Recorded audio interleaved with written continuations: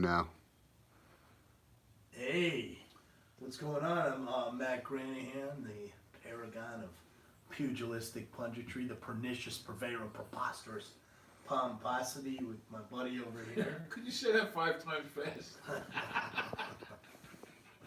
This is Mr. Sal Franciosa, What's happening, everybody? executive producer of Fight Valley with Misha Tate, Holly Holm, Chris Cyborg. The Yeah. beast.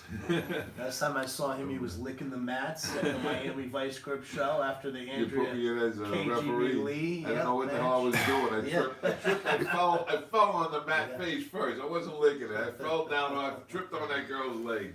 Is it true that Chris Cyborg recently had like a WWE visit to their performance center? Have you heard anything about that? Probably. She's all over. She does a lot of charity stuff. I heard she did. She's Yeah. a good Yeah. Christian. Yeah. She's a very spiritual woman. What was that story you told me when you first met her? Oh, with You had a great story. Yeah. Nobody would believe this. It was 90 degrees. We were shooting. She'll probably see this one day. She'll be laughing. We were shooting, and I had my quad inside the garage, and they told me how to get it out of there because they just got done shooting inside Bernie's garage. So I had to back the quad out, and it was 90 degrees, and it was a junkyard, so the road was dust, it was dry, everything dry, and we had a tent set up, and we had a masseur there, giving everybody massages. Cyborg was on the table getting an oil massage. So I back out the quad, and everybody's like, "Oh, that's a bad machine." I had my Grizzly, right? So I back it out, not thinking, I back up, and I was going to take it just get it out of the way. So I gunned it, and I took off, and it made a cloud of dust. And where did the dust go? Right over, covered Cyborg like a chicken cutlet. She got dusted. I dusted her. And I'm down there, they're going like this. They're like, "Don't come back, stay there." I drove back, and I pull up, and Cyborg is laying like this. He turns to me, he goes, "Ooh, Salvatore." Like she wanted to break me in half. Did you ever get on the mat That and was do any funny. grappling with her? Nah, I just watched them do it all that night. I never got to that point. We didn't have time. We were shooting. Every second is accounted for, every minute. When the girls are there, you got to cater to them and make sure that they get everything done while you have them, while you have their time there, which you're paying for that.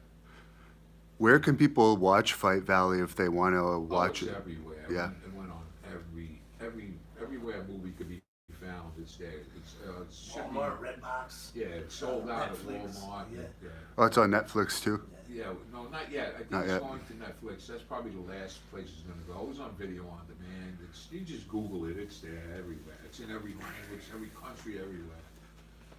And Matthew, we've seen your challenge to Devon The Rat on this channel. You pronounce his last name a little different. Of course, he's the former world arm wrestling champion. But for those that don't know, you used to be an MMA fighter, I guess. Obviously, I believe I've seen some of your amateur wrestling technique videos. You know a thing or two about that. Could you tell us a bit about your background? Yeah. My background in amateur wrestling, MMA, grappling, pro wrestling has always been, as a hobbyist, I did wrestle in high school and college, and then when I got out of college, I got into judo. That was how I stumbled into pro wrestling. Back in the day, it was like back in '95. It was a funny story because I was training at Akari Judo with my buddy Dave, and I know this is a pro wrestling channel, so I think the pro wrestling fans will appreciate this because this was a long time ago. This was, oh God, almost a quarter century ago now. And back then, nobody knew how to get in pro wrestling. So my buddy Dave, we're at judo place. He had wrestled for a rival high school for New Fairfield, and we're over there, and he's telling me he's going into pro wrestling. And I said, "Man, I always wanted to get into pro wrestling, man." So he told me he was training at Killer Kowalski's school in Connecticut, and Killer Kowalski actually trained Triple H and a number of guys. I China. never went to that school. China, yeah. I never went to that school, but what Dave did was he brought me around as his opponent, and that was how I stumbled into the pro wrestling world. And I went around from where he's from, New York. We did City Island, the Bronx, down into Long Island, Jersey, Rhode Island, Massachusetts, Connecticut. And at that time, it was before the YouTube and internet explosion, so we pretty much did the same match every night. You know, the same match yeah. every night, and we had a routine down. And it was a lot of amateur wrestling and judo stuff. And we worked in some subs from judo, so it was a different style. So I always took guys that I was coached in amateur wrestling into pro wrestling with me, like Steve Alponi, like Mike Ellis, the guy Shane Lee that I wrestled at a drunken state at Beer Babes and Brawls that I hosted with Angry Grandpa. So I always believe that amateur wrestlers can go into pro wrestling without formal training. I was always kind of a showman too. I was actually voted in high school most likely to be WWF champion, believe it or not, because I was an amateur wrestler and I went back, actually you were there when I went back to my high school and I headlined a show for the wrestling team for the Bears to get new mats, and the new coach asked me to come back. I had wrestled and coached there, but I was always known as a showman, and I brought that showmanship. So I think that I always tried to combine showmanship with amateur wrestling and judo in the pro wrestling world. And then MMA, I got into when I was on a severance. I was training in Virginia at an MMA school in Richmond, and then I got sent out to Austin, Texas, and got put on a severance at the same time because our company got bought out, and I started training with Kamal Shalarus and started competing, and competed a handful of times in the mixed martial arts. Got into coaching while I was at the tail end of my severance, and I coached a team called Coppel MMA in Columbia. So it was always a hobby for me. I remembered one thing that Billy Wicks told me, who was one of my mentors and coaches in pro wrestling and grappling, was always have a job, because never expect that you can be able to make a living. So my main source of income over the years has been, I've had 25 years in the alcohol beverage industry. I run a distributor in South Carolina. So the pro wrestling, grappling, coaching, MMA has always been a side thing and a side business. I managed a number of guys. That's how I got to know Devon, was booking UFC Hall of Famer Stephan Bonner, who I was managing, and going on your show with Baroni, with Phil Baroni. And Speaking of that, do you want to go into, I know you can do it, he can't talk about it really, but the issue with no one getting paid really other than a few for that bare knuckle fight? What a cluster that, oh my God. Now people don't understand, and this is something that I can explain because from the business side, people are confused. There's two different promotions with almost the same name. And one of them is run by Nate Shook, who's a great guy, great promoter out of South Carolina. I've known him for a long time, great MMA promoter. And he runs one promotion. There's another promotion that Bass Rutten was involved with, and that promotion is the dirtiest scumbag promotion of all. No one was paid, as far as we know. Maybe Chris Lieben was paid, because I know you had Chris on your show, and I watched that, and I kind of trying to figure out the way he sounded. Maybe he did get paid, but no one else on the card has still to this point get paid. And I'll tell you flat out, because it's been so much time, Phil was supposed to get 50 grand for that. Now you got to consider, I moved him to Matt Freeman's camp in Stockton, California. He uprooted, ended up leading somewhat to his divorce, and he lived in, now this is basically like a year's salary, right? He's training for this fight for a year and then didn't get paid. It was a complete cluster, and there were so many rumors about fixes in there and a lot of shadiness. Bottom line is, Bass Rutten, I believe, admitted in his statement that the head of that organization's assets were seized. And he was under investigation, I think, for drug smuggling, but just a real scumbag promotion. But I don't want that to reflect on my buddy Shook's promotion. People, it's cast a dark shadow over bare knuckle boxing. And whatever you think about the idea of bare knuckle boxing, Nate Shook's promotion is a legitimate promotion. And there's a fan on here, must be a Devon The Rat fan. He's saying you need a haircut and a shave. I know you don't mind heat, so I thought I'd pass that along to you. Well, this is the signature pompadour, folks, and I've had it for some time, and I drove here all the way from South Kakalaki, actually with help my aunt yesterday cutting up a tree in the Jacksonville area, and then came down, so I didn't have time for a shave, but it's that 5 o'clock shadow, and and I'm of that predominant Italian blood like Salvatore here, and we tend to get pretty hairy pretty quick. Yeah. You know. Someone else says you don't need a haircut, you need an opportunity. Yes. Well, I want that opportunity. How do you guys know each other? Do you want to get into that? Yeah, I've known Sal from back home. We're both from the same area, from the New York area, Yeah. and we'll kind of leave it at that. We don't want to get Right. too personal. We follow the omerta. All right. Yeah. Well, speaking of that, he's been in some movies that have had a little bit to do with that. Do you want to talk a bit about your acting experience? Oh yeah, I did over 100 movies. My first movie was American Gangster. I was in there. Yeah.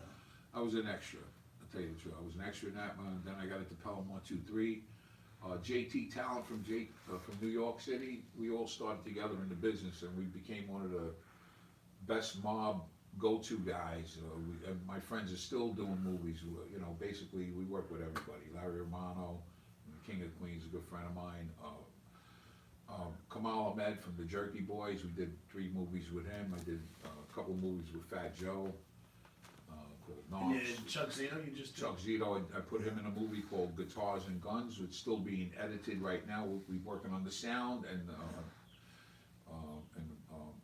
color. So Beautiful. that's another movie that's a couple of years in the works, but we got to get it 100% before we release it. It's going to be a really good movie. Chuck Zito did a great job. Can't wait to see him. On the Yeah, and big I just screen. did a little segment for my show with Chuck Zito, and people should check out. Devon's actually on our Christmas special that we did. It's the Kings Court arenasportsnet.com/Kings Court / and you've been on the show a couple Yeah. times and had a number of UFC Hall of Famers. The first episode was with a gentleman who's been a recurring guest here on Hannibal TV, Dan the Beast Severn. Dan and I have done wrestling clinics with each other over the years, but also stand-up comedy.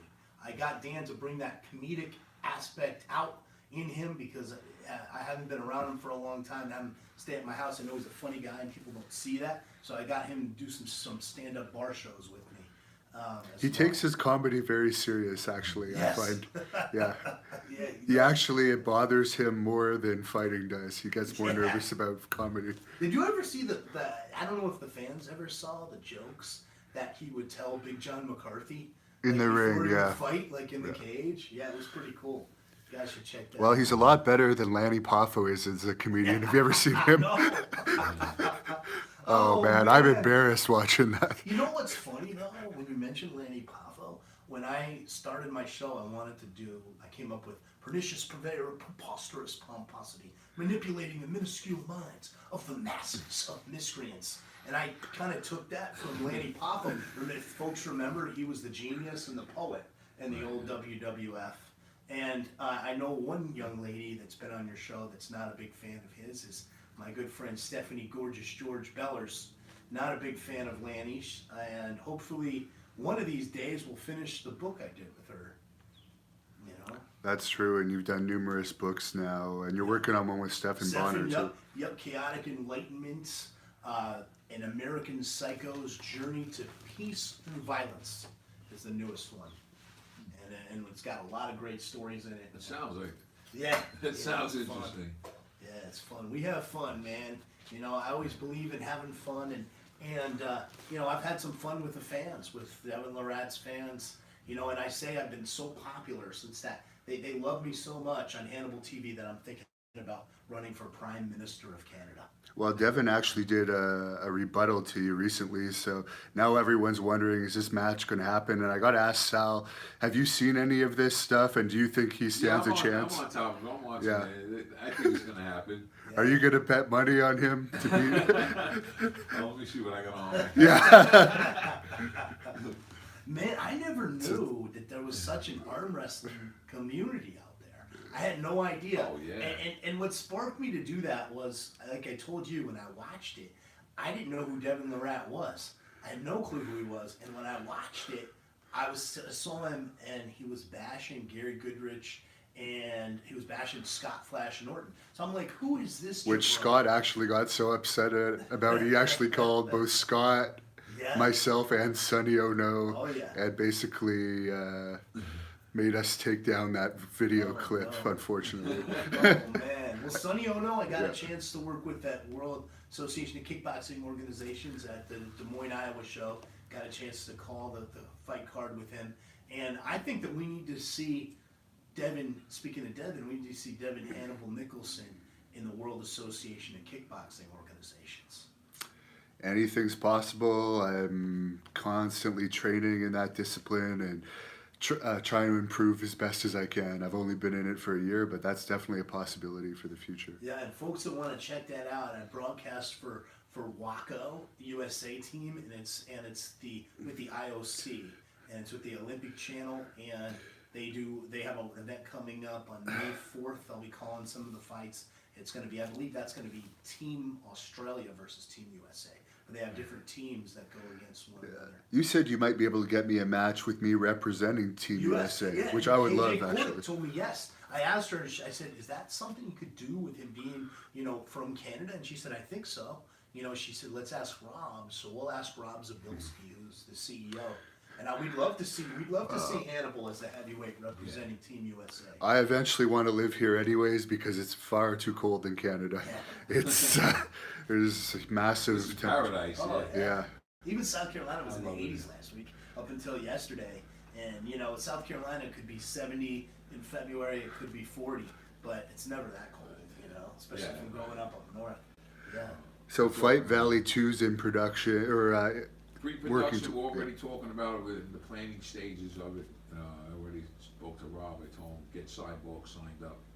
So make the contract up and let's talk to her. So we're getting ready to approach her. And, I'm sure she's going to want to come back in. Speaking of Cyborg, her training center is right beside Tito Ortiz's gym and facility where I interviewed him not too long ago. It's in Long Beach, right? It's in Huntington Beach, not too far from Long Beach, right? It's town over. But wondering your thoughts on the Tito Ortiz Chuck Liddell fight that Tito's very proud of. Man, well, my thoughts are Sal. I'll tell you, my thoughts on it are, it's kind of mixed because Chuck Liddell was a legend, man. I just was talking to Bonner about Liddell, and he was telling a crazy story about Reykjavik, Iceland, where he beat the hell out of this guy and ended up in prison. Reykjavik being like a socialist country, he stayed there for a few days and got party money, and then they dropped the charges and he flew back and he had a broken hand, and Liddell shook his hand with so much power that it did so much damage that he couldn't fight his next UFC fight. That'll be in the book, The Chaotic Enlightenment book. But man, for me, coming from MMA, being a coach, competitor, broadcaster, for me, Chuck is such a legend that I hate to see these guys stick around too long, but also I despise seeing them get badmouthed by these fans. And something that really bothered me years ago, and I walked away from MMA back in 2013 because I was cornering a fight in Mount Pleasant, South Carolina, and the kid I was cornering didn't end up fighting because one of the fighters died right in the locker room, like a few feet from me. And the fans the show was canceled, obviously. The fans were so disrespectful, and I witnessed that, and they were throwing garbage cans and I just said, MMA fans disgust me. I don't want anything to do with it. So I walked away from it for a while, and then ended up coming back. I cornered a couple fights, and then eased my way back into broadcasting when my friend Rob McCraw opened up Strikeoff Fighting Championships in 2015, and he asked me to be the broadcaster for them up in Virginia. But yeah, I mean, that's what I don't like to see is these fans disrespecting Chuck Liddell. He's a legend, and let's face it, man, I'm in my mid-40s. A 30-year-old me would beat the hell out of me right now. And I think that any of us that have competed in combat sports have more respect than that. Chuck is a legend, and it's just sad, really, when you look at it, that the fans are so disrespectful. And with Tito, that's personal for Tito. That's a personal fight for Tito. You got to consider, this is a guy that beat him twice. He's not looking at the age. What if Chuck had gone in? What if Chuck had gone in there and knocked Tito out? Nobody knew. People thought Chuck was sandbagging in his training. So nobody really knew what was going to happen there. So I think that there's that, and then the level of disrespect, from the fans. But I don't fault Tito. Tito's always been, a lot of people think I don't like Tito because I've managed Bonner and all that we had going on in Bellator. But bottom line is, you know, I respect Tito Ortiz. You know, he's a great athlete. You know. Someone's asking if you're any relation to Jerry Lee Lewis. No, but I am relation to Jerry Granahan, who was very much like, look him up, Gerry Granahan. He was a big rock and roller at the same time period, and also a great singer. And I do sing some Elvis tunes on occasion. And to wrap things up with Sal here, any acting advice for any of the actors watching this? Don't quit. If you're in it, stay in it. You got to be in it to win it. As soon as you're out, they forget about you. So stay involved. Central Casting, casting networks, do your research, do your submissions, get in there. Make it happen. You have to make it happen. Yeah. You really got to want it. It's not easy, but if you get to that point where you feel like you accomplished it, that means you made it. And it feels good. Yeah. That Fight Valley movie had to feel great, man. Yeah, it's a good feeling knowing that you accomplished that. This is forever. Yeah. You know, something that you built and it's going to be around for a long time after I'm gone. It's like anything you do, like this show, like for Hannibal, or even my show. I love my show. That's why I encourage people, check it out. arenasportsnet.com/Kings Court / because I've enjoyed every episode, and every episode has been like a piece of my life. We did an episode with Bellator when I was prime marketing consultant with a Spike TV episode. I encourage everybody to watch, because people look at these podcasts a lot of times to find out about the business of the wrestling and the fight business, and that was a great episode as far as just the business perspective for fans. You know, and why It's a great help. Yeah, it's a it great helps you help. when you watch. I think when you watch the products. You know. Exactly. Yeah. All right, fans, thanks for your comments on this. There's going to be a lot of interviews coming in this next week. We have Brian Knobs of the Nasty Boys. We have Danny Spivey. Many, many wrestlers. I can't even think of them all. Bushwhacker Luke's going to be on here. A lot of great stars are going to be doing interviews with me this week, so keep paying attention to that. And do you have any final words for Devon Larratt, the World Arm Wrestling Champion, to close this off? I have a kind of a story. I want to close out with a story, and I want to close out with a story for all his fans. And it reminds me of the story of the lion and the wildebeest. Now, the wildebeest looked at the lion. He looked at the beautiful mane of the lion. He saw that the lion was stronger, was smarter, was far better looking. And the wildebeest, he responded by going and getting other wildebeests together. They herded together and they went after the lion. And that's when they found out why the lion is the king of the jungle. Devon The Rat, you're looking at the lion. And I hate to ruin that finish, but that comment reminded me, you're somewhat of a ladies' man. I've seen all the pictures of you with all these girls, and I you want to haven't. promote Little Glory too. Yeah. My beautiful woman, Miss Glory Differente. She was the Ariana Grande of Venezuela. And there's been so much kind of turmoil in Venezuela. She's not allowed back there. She's here in the States. She used to sell out stadiums there, and I got some great stuff coming up with her. She is a sexy. So, pickup artist advice. Well, I think it's just one word, 2 words. Relaxed confidence. If you can be relaxed and confident at the same time, and it's like I do when I broadcast. It's like if you're nervous, it's like fighting. It's the same thing. Wrestling. One of my Ken Russell, one of my old wrestling coaches, always said, if you're tense, you're gonna blow up. So be relaxed. It's the same thing with the ladies, because if you're relaxed, they're relaxed. Right. Yeah. Well, Sal was relaxed earlier, but his wife didn't seem too relaxed. That's true. He's probably putting spells on me right now. Oh yeah. And last thing, and I'll close this off. Do you guys want to just tell us your social media for fans that want to look you up? Yeah, you can look me up on Fight Valley, Facebook, FightValley.com. I guess, what is it? Yeah, you look up your Sal Franciosa. Sal Franciosa. You Yeah. just Google my name and everything else will pop up with it. Yeah, and my Facebook Fight Valley is pops up. Matthew J. Granahan, Granahan, And I've got the max friends, but you can follow, trying to get more followers.